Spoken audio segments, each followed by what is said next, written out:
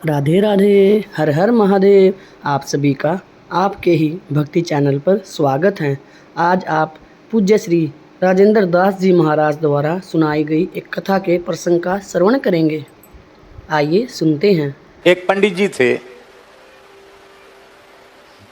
उनके घर में बहुत अच्छे बेचारे सीधे सज्जन पंडित जी थे, बड़े भक्त थे। एक बड़े अच्छे महापुरुष थे श्री भगवान दास जी महाराज, व्यास जी पुजारी, वो सुनाते थे इस घटना। एक ब्राह्मण देवता थे, बड़े विद्वान थे और बड़े सरल थे, खूब भजनानंदी थे। अपने ब्राह्मण वृत्ति से उनका गुजारा चलता था।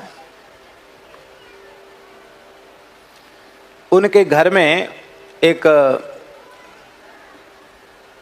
गायों की सेवा करने के लिए एक लड़का रहता था, केवट का। केवट जानते ना, मला, इधर बुंदेलखंड में ढीमर कहते हैं, निषाद भी कहते हैं। तो वो लड़का उनके यहाँ रहता था। वो अकस्मात मर गया, जवान लड़का था, मर गया। बड़ा दुख हुआ, बहुत अच्छा लड़का था, बेचारा मर गया। गो सेवा करता था। एक दिन पंडित जी अपने ही घर के कक्ष में बैठे थे, कुछ भजन साधन कर रहे थे कि उसी समय उनको बंद कमरे में वो लड़का खड़ा दिखाई पड़ा। उनको बड़ा भारी आश्चर्य हुआ कि ठंड का समय है और हमने कमरे की कुंडी भीतर से लगा रखी है और ये मर गया था। 1-2 साल हो गया इस लड़के को मरे हुए। अरे जवान लड़का ज्यों का त्यों एकदम सजीवर हमारे सामने खड़ा है। एक बार तो उनको थोड़ा कांटे से उखड़े शरीर में। उसने कहा, पंडित जी आप डरे नहीं, मैं आपका अमुक नाम वाला सेवक हूं। हाँ हाँ, हम तुमको पहचान गए। तो तुम तो मर गए थे? बोले हाँ हाँ, हम मर गए थे, हम जमदूत बन गए हैं। क्या कहा उसने? हमारी पोस्टिंग हो गई है जमदूत के रूप में, नरक में हमको नौकरी मिल गई, जॉब मिल गया, हम जमदूत बन गए हैं और हमको यही ड्यूटी है जमदूतों का। उसका समय पूरा होगा उसको पकड़ लाओ, उसका समय पूरा होगा उसको ले आओ। तो इसी गांव का अमुक नाम वाला वैश्य है, उसका समय पूरा हो गया, उसको लेने आए हैं। अरे उसको लेने आए? वो तो आज ही 1-2 घंटा पहले अपने पोते की विवाह की लगन का शोधन करा के गया है कि हमारे पोता के विवाह का अच्छा मुहूर्त शोध दीजिए। तो हमने कुंडली मिलाई और मुहूर्त शोध करके उसको बताया है। बोले आपके मुहूर्त बताने से क्या है, उसका मुहूर्त तो जाने का आ गया। तो बोले वो तो बिल्कुल एकदम स्वस्थ है, कैसे जाएगा? तो उसने कहा जाएगा कैसे, बहाना होता है मौत का, ये हो गया इसलिए मर गए। मौत तो बहाना खोजती है। बस उसके पेट में दर्द होगा और बस चिल्लाएगा कि हाय पेट में दर्द उठाओ, बस उसी में खत्म हो जाएगा। अच्छा भैया तुमने तो बड़ी विचित्र बात बताई, और कुछ बताओ। नहीं, अब 1 मिनट नहीं रुक सकते, क्यों? उसका समय पूरा हो रहा है। जाते जाते पंडित जी ने कहा कि तुमसे बात करके बहुत संतोषित, तुम्हारी बात सच्ची हो गई तो हम जरूर कुछ ना कुछ विचार करेंगे फिर। पर एक बात है, तुम जैसे भी समय मिले तो हमको बीच बीच में दर्शन देते रहना। अच्छा पंडित जी, जय सियाराम। गया। थोड़ी ही देर, मोहल्ले की ही बात थी, थोड़ी देर में मोहल्ले में से रोने गाने की आवाज आई। क्या हुआ क्या हुआ? अरे बोले हुआ क्या, शेठ जी अच्छे भले थे, ब्यारू भी कर लिए थे, अब बस पता नहीं क्या हो गया, पेट में इतनी जोर का दर्द हुआ कि बस तड़पते तड़पते दम तोड़ दिया। डॉक्टर वैद्य आमे उसके पहले ही तो चले गए, ठंडे हो गए, शांत हो गए। और उनको लगा कि हाँ बात तो एकदम सही, कोई कल्पना नहीं थी, एकदम बात सही निकली।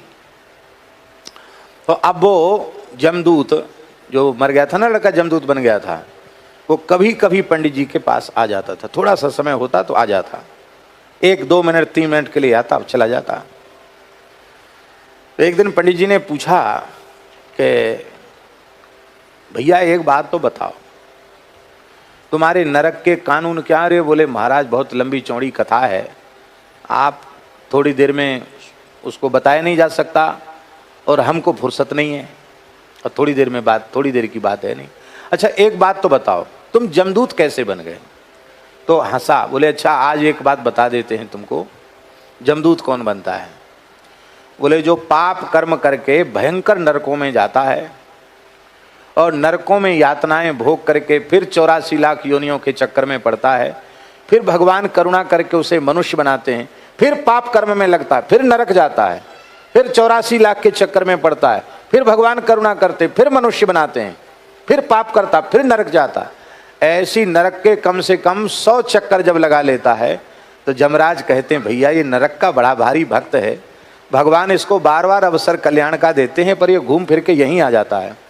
वो तो अब तुमको अलग से ट्रेनिंग देनी नहीं पड़ेगी, क्योंकि किस नरक में कैसा कैसा दंड भुगवाया जाता है पापियों को सब तुम्हें पता है, अलग से पढ़ाई लिखाई करनी नहीं पड़ेगी, दंड तुमको देना नहीं पड़ेगा, सिखाना पड़ेगा नहीं।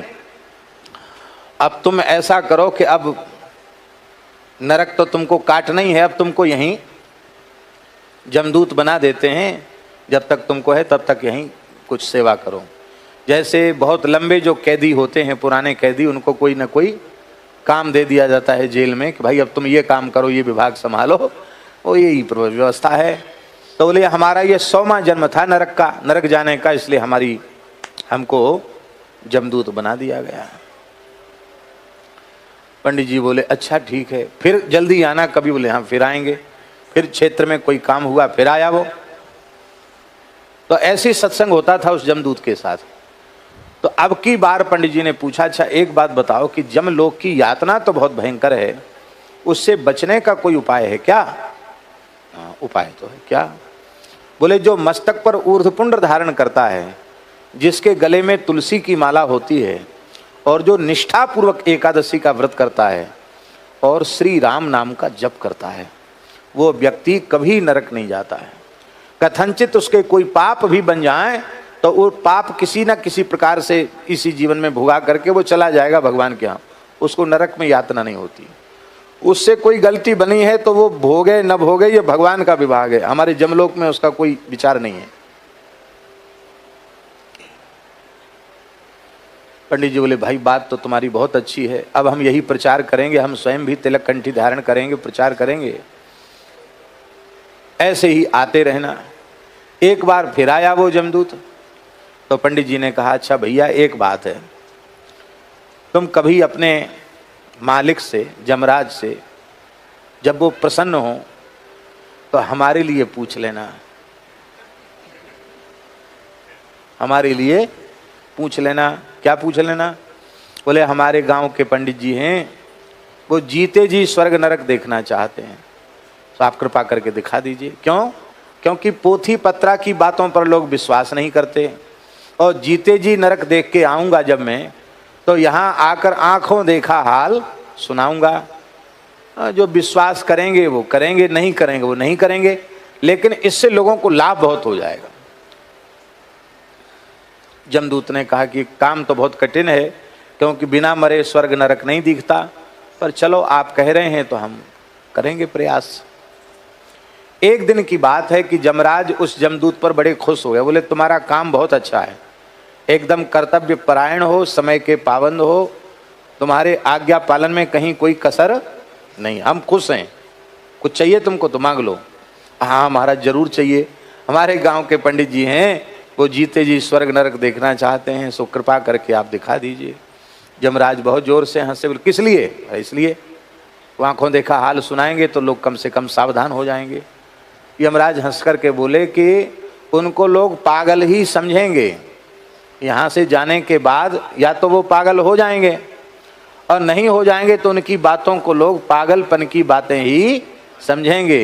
ये भगवान की प्रचंड माया है, कष्ट भोग कर भी जीव सब कुछ त्याग कर भगवान के शरणागत नहीं हो पाता। लेकिन चलो हमने तुमसे प्रसन्न होकर कहा कि कुछ मांग लो, और तुमने मांगा तो जरूर, दुर्लभ चीज तो है पर मिलेगी। क्या? बोले आज तुमको मृतात्माओं को लाने की सेवा नहीं है, ये तुम हो और तुम्हारे 2-3 साथी और हैं, चले जाओ। पंडित जी को सोते हुए ही उनके तखत के सहित, चौकी के सहित यहाँ उपस्थित कर दो कटिया सहित।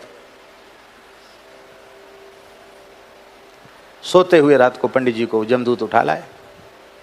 वो भयंकर नरक का दृश्य उन्होंने देखा तो एकदम रोंगटे खड़े हो गए। जमराज से राम राम श्याम श्याम हुई, आओ पंडित जी बड़े भले आए। जमदूतों को लगा दिया, इनको दिखाओ, सब जगह घुमाओ। और घूमने लगे।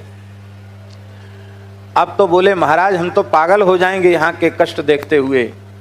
मुदगरों से कूटा जा रहा है, मलमूत्र के कुंड में डुबाया जा रहा है, तेल के कड़ाह बड़े बड़े हैं, उनमें जैसे पकौड़ी बनती है ऐसे पकाया जा रहा है, खौलाया जा रहा है, टुकड़े टुकड़े शरीर के की जा, फिर भी व्यक्ति मरता नहीं, क्योंकि वो भोग शरीर है। कष्ट ऐसा ही होगा पर वो भोगने का है। तामे जैसे भयंकर गरम हजारों योजन की भूमि में, तपती हुई भूमि में दौड़ाया जाता है, अलग अलग नरकों की अलग अलग व्यवस्था देखकर पंडित जी घबरा गए। उन्होंने कहा भैया एक बात तो बताओ, अब तो कुछ ऐसा ही करना कि इस जगह आना ना पड़े। आना तो आपको पड़ेगा। क्यों? बोले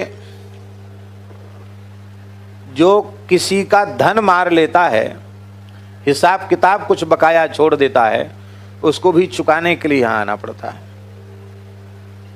पंडित जी बोले हमने तो किसी का धन मारा नहीं। बोले हाँ तुमने मारा, तुम्हारे गांव का चर्मकार है, उससे तुमने जूती बनवाई थी और 2 पैसा बकाया रह गए थे उसके, लेकिन उसके मांगने पर भी तुमने नहीं दिए। उसकी ईमानदारी के 2 पैसा बनते थे। अरे क्या भगत हो तुम, तो हमारे गांव के ही हो, अरे ब्राह्मणों की सेवा करनी चाहिए, तुमने लोभवश उसके 2 पैसे मार लिए। वो 2 पैसे मार लिए, उसके लिए तुमको यहां आना पड़ेगा। अरे बोले भैया वो यहीं रह रहा। बोले हाँ वो तो यहीं रह रहा है, नरक में ही कष्ट भोग रहा है वो, हमको उसी के पास ले चलो, हिसाब किताब यहीं चुकती हो जाए तो अच्छा है। वहां पहुंचे, उसने कहा पंडित जी यहां भारतीय मुद्राओं का लेन देन चलता नहीं है और तुम कुछ लेके भी नहीं आए और यहां चलता भी नहीं है, यहां तो आना ही पड़ेगा तुमको। तो भैया तुम अपना हिसाब किताब यहीं चुकती कर लो। कैसे? कहते 2 पैसे का जितना चमड़ा होता उतना चमड़ा हम आपका उतार लेंगे तो हमारा तुम्हारा हिसाब पूरा हो जाएगा। बोला हाँ तो उतार लो। तो पंडित जी ने पीठ कर दी तो 2 पैसे का 1 बिलांद,